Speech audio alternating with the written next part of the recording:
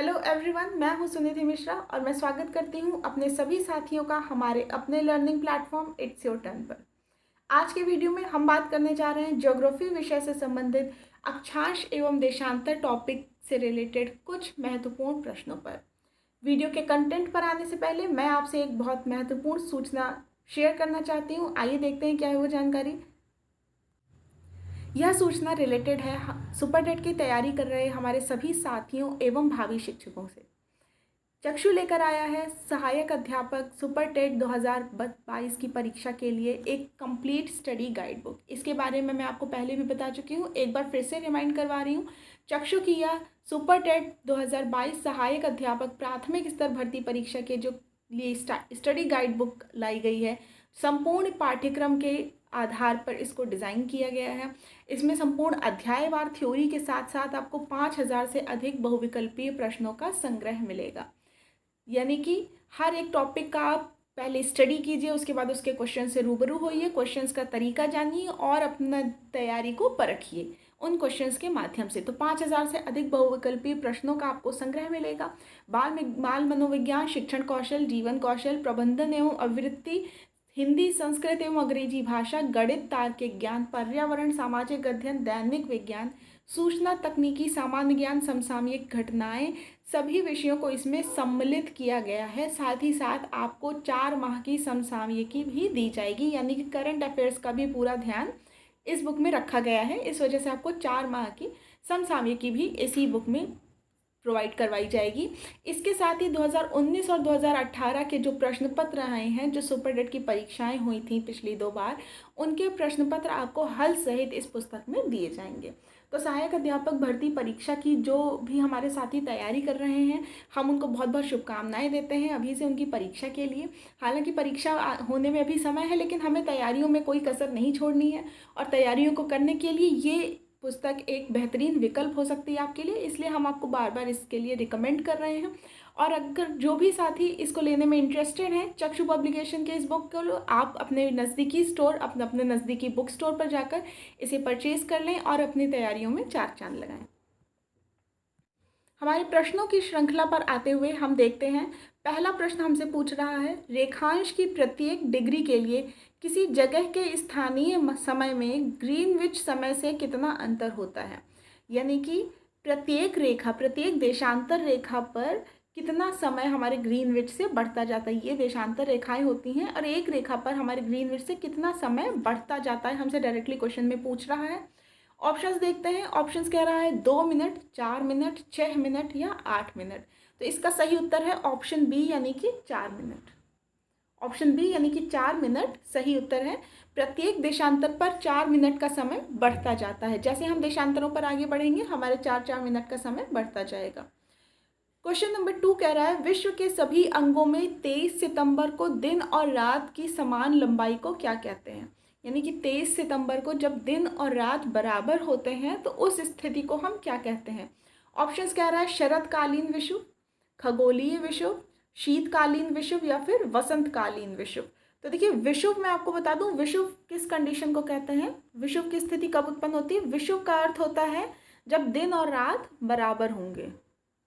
दिन और रात जब बराबर होते हैं उस कंडीशन को हम क्या कहते हैं, उस स्थिति को विषुव कहते हैं। तो आपसे डायरेक्टली पूछ सकता है कि दिन और रात बराबर होने की स्थिति को हम क्या कहते हैं, विषुव कहते हैं। और 23 सितंबर की स्थिति को हम कहते हैं शरतकालीन विषुव। 23 सितंबर की स्थिति को हम क्या कहते हैं, शरतकालीन विषुव। 23 सितंबर को दिन और रात बराबर होते हैं, इस स्थिति को शरतकालीन विषुव कहा जाता है। जबकि वसंतकालीन विषुव यानी कि ऑप्शन डी में जो दे रखा है, यह होता है 21 मार्च को। 21 मार्च को जब दिन और रात बराबर होते हैं उसे वसंतकालीन विषुव कहा जाता है। जबकि 23 सितंबर को दिन और रात बराबर होने की कला को शरतकालीन विषुव का नाम दिया जाता है। तो ऑप्शन ए सही उत्तर हो जाएगा। क्वेश्चन 3 हमसे पूछ रहा है, विषुवत रेखा है, यानी कि विषुवत रेखा क्या है। ऑप्शंस हैं उत्तर और दक्षिण ध्रुवों को जोड़ने वाली रेखा, यानी कि ये अर्थ है, अगर ये नॉर्थ पोल और साउथ पोल है तो ये रेखा क्या विषुवत रेखा है। उत्तर और दक्षिण ध्रुवों के बीचों बीच पृथ्वी के गिर्द घूमने वाली काल्पनिक रेखा, यानी कि उत्तर और दक्षिण ध्रुवों के बीचों बीच पृथ्वी के गिर्द घूमने वाली काल्पनिक रेखा, यह शनि ग्रह के गिर्द एक मेखला या फिर पृथ्वी के घोड़न का अक्ष। तो देखिए विषुवत रेखा हम सभी जानते हैं 0 डिग्री अक्षांश रेखा को विषुवत रेखा या फिर भूमध्य रेखा या फिर इक्वेटर कहते हैं, और यह उत्तर और दक्षिणी ध्रुवों के बीचों बीच पृथ्वी के गिर्द घूमने वाली काल्पनिक रेखा है, यानी कि ऑप्शन बी हमारा करेक्ट उत्तर हो जाएगा। क्वेश्चन नंबर 4 देखते हैं, निम्नलिखित में से अंतर्राष्ट्रीय दिनांक रेखा कौन सी है। अंतर्राष्ट्रीय दिनांक रेखा हमसे पूछ रहा है। ऑप्शन है विषुवत रेखा, 0 डिग्री देशांतर, 90 डिग्री पूर्वी देशांतर या फिर 180 डिग्री देशांतर। तो अंतर्राष्ट्रीय दिनांक रेखा या फिर अंतर्राष्ट्रीय तिथि रेखा, जो भी कहें एक ही बात है। अंतर्राष्ट्रीय दिनांक रेखा या फिर अंतर्राष्ट्रीय तिथि रेखा किसे कहते हैं? 180 डिग्री देशांतर को हम अंतर्राष्ट्रीय दिनांक रेखा या फिर अंतर्राष्ट्रीय तिथि रेखा कहते हैं। Option D is the correct answer. Question 5 देखते हैं, उपोष्ण उच्च दाब के कटिबंधों को और क्या पुकारते हैं? उपोष्ण उच्च दाब के कटिबंधों को हम क्या नाम देते हैं? Roaring 40s, furious 50s, screeching 60s या फिर हॉर्स लैटिट्यूड्स। तो देखिए उपोष्ण उच्च दाब के कटिबंधों को हम नाम देते हैं हॉर्स लैटिट्यूड्स। हॉर्स लैटिट्यूड्स नाम देते हैं 30 डिग्री से 35 डिग्री के मध्य जो हमारे अक्षांश होते हैं, इनकी स्थिति को हम नाम देते हैं हॉर्स लैटिट्यूड्स या फिर अश्व अक्षांश का। क्या नाम देते हैं? अश्व अक्षांश। इंग्लिश में कहें तो हॉर्स लैटिट्यूड्स। स्थिति कितनी है? 30 डिग्री से 35 डिग्री उत्तर और 30 डिग्री से 35 डिग्री ही साउथ, यानी कि दक्षिण। तो हमारा ऑप्शन डी करेक्ट आंसर हो जाएगा। क्वेश्चन 6 हमसे पूछ रहा है, विषुवत रेखा पर गुरुत्व के कारण त्वरण। ऑप्शन है ध्रुवों पर त्वरण की अपेक्षा कम है, ध्रुवों पर त्वरण की अपेक्षा अधिक है, ध्रुवों पर त्वरण के बराबर है या फिर पृथ्वी के अभिकेंद्री त्वरण पर निर्भर नहीं करता है। तो हमसे पूछ रहा है विषुवत रेखा पर जो त्वरण है वो ध्रुवों की अपेक्षा किस प्रकार का होता है। तो हमें पता है विषुवत रेखा पर त्वरण जो है वह ध्रुवों पर त्वरण की अपेक्षा कम होता है। विषुवत रेखा पर त्वरण ध्रुवों पर त्वरण की अपेक्षा कम होता है, इसलिए ऑप्शन ए यानी कि ध्रुवों पर त्वरण की अपेक्षा कम है सही उत्तर हो जाएगा। विषुवत रेखा पर गुरुत्व के कारण त्वरण ध्रुवों पर त्वरण की अपेक्षा कम है। Option A is the correct answer. Question number 7 देखते हैं, कर्क रेखा नहीं गुजरती है। कर्क रेखा किस, नीचे हमें देश के नाम दे रखे हैं, किस देश से नहीं गुजरती है? ऑप्शंस हैं भारत से, पाकिस्तान से, बांग्लादेश से या फिर म्यांमार से।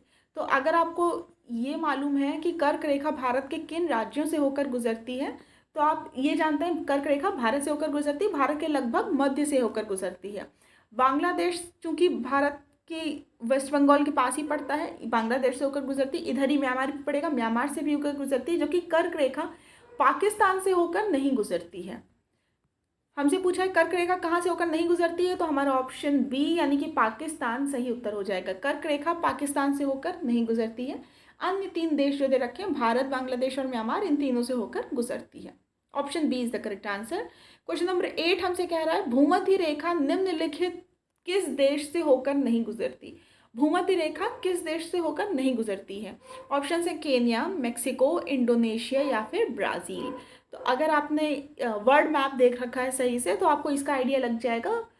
ऑप्शन बी यानी कि मेक्सिको से होकर भूमध्य रेखा नहीं गुजरती है। तो हमारा ऑप्शन बी यानी कि मेक्सिको सही उत्तर हो जाएगा। भूमध्य रेखा केन्या, इंडोनेशिया एवं ब्राज़ील तीनों देशों से होकर गुजरती है, जबकि मेक्सिको से होकर नहीं गुजरती है। क्वेश्चन 9 हमसे पूछ रहा है, डेटम रेखा क्या है?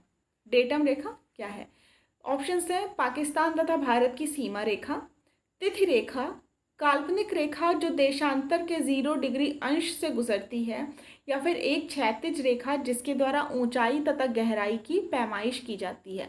तो डेटम रेखा ध्यान दीजिए साथियों, डेटम रेखा क्या है? एक ऐसी क्षैतिज रेखा या फिर बिंदु है जिसके द्वारा ऊंचाई तथा गहराई की पैमाइश की जाती है या नाप की जाती है या अंदाज़ा लगाया जाता है। तो डेटम रेखा एक क्षैतिज रेखा है जिसके द्वारा ऊंचाई तथा गहराई की पैमाइश की जाती है। Option D is the correct answer. Question number 10 देखते हैं, भारत में सबसे छोटा दिन होता है। भारत में सबसे छोटा दिन कब होता है? 22 जून, 22 दिसंबर, 21 जून या फिर 23 सितंबर। 23 सितंबर की स्थिति हम देख चुके हैं, दिन और रात बराबर होते हैं। भारत में सबसे छोटा दिन होता है 22 दिसंबर को। कभी कभी आपको ये 21 दिसंबर भी दिखा दे तो भी कोई दिक्कत नहीं, आप 21 दिसंबर को सही आंसर लगा देंगे। भारत में सबसे छोटा दिन कब होता है? 22 दिसंबर को। Option B is the correct answer. Question number 11 देखते हैं, वर्ष भर दिन और रात बराबर होते हैं। वर्ष भर दिन और रात कहाँ बराबर होते हैं? ऑप्शन है उत्तरी ध्रुव पर, दक्षिणी ध्रुव पर, भूमध्य रेखा पर, या फिर संपूर्ण विश्व में। तो आप थोड़ा सा ध्यान लगाएंगे, अगर वर्ष भर दिन और रात कहाँ बराबर होंगे? भूमध्य रेखा पर। भूमध्य रेखा पर वर्ष भर दिन और रात बराबर होते हैं। तो option C is the correct answer. भूमध्य रेखा पर वर्ष भर दिन और रात बराबर होते हैं। क्वेश्चन नंबर 12 हमसे पूछ रहा है, अंतर्राष्ट्रीय दिनांक रेखा होकर गुजरती है, यानी कि निम्न में से कहाँ से अंतर्राष्ट्रीय दिनांक रेखा होकर गुजरती है? एशिया से, अफ्रीका से, एशिया से, अटलांटिक महासागर से, या फिर प्रशांत महासागर से। तो अंतर्राष्ट्रीय दिनांक रेखा या फिर जिसे हम अंतर्राष्ट्रीय तिथि रेखा कहते हैं, यह होकर गुजरती है प्रशांत महासागर से, यानी कि option number D, option D is the correct answer. प्रशांत महासागर से होकर गुजरती है अंतर्राष्ट्रीय दिनांक रेखा या फिर अंतर्राष्ट्रीय तिथि रेखा। क्वेश्चन नंबर 12 का सही उत्तर हो जाएगा ऑप्शन डी। क्वेश्चन 13 हमसे पूछ रहा है, शून्य अंश अक्षांश और शून्य अंश देशांतर अवस्थित हैं, यानी कि निम्न में से किस जगह पर शून्य अंश अक्षांश और शून्य अंश देशांतर दोनों अवस्थित हैं?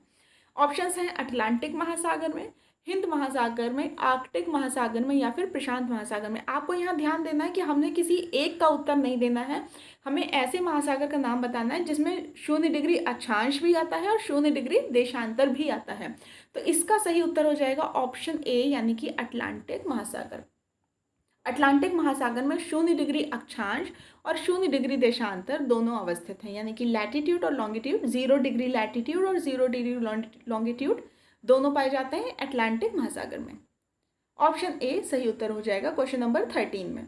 क्वेश्चन 14 देखते हैं, किस अक्षांश पर वार्षिक तापांतर न्यूनतम होता है? यानी कि वर्ष भर उनके ताप में जो अंतर पाया जाता है पूरे वर्ष में सबसे न्यूनतम कहाँ होता है? न्यूनतम किस अक्षांश पर पाया जाता है वार्षिक तापांतर? भूमध्य रेखा पर, कर्क रेखा पर, उत्तरी ध्रुव पर, या फिर मकर रेखा पर?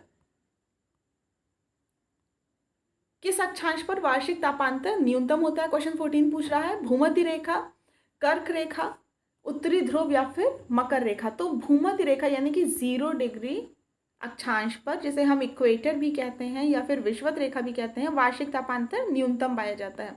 तो वार्षिक तापांतर न्यूनतम कहाँ पाया जाता है? क्वेश्चन नंबर 14 का आंसर क्या हो जाएगा? ऑप्शन ए, यानी कि भूमध्य रेखा, 0 डिग्री, यानी फिर या हम कह लें इक्वेटर। क्वेश्चन 15 हमसे पूछ रहा है, किसी स्थान का मानक समय निर्धारित करने का आधार क्या है? किसी स्थान का मानक समय हम किस प्रकार निर्धारित करते हैं, उसका आधार क्या है? ऑप्शंस हैं अक्षांश रेखा के आधार पर, देशांतर रेखा के आधार पर, अंतर्राष्ट्रीय तिथि रेखा के आधार पर, या फिर प्रधान मध्याह्न रेखा के आधार पर।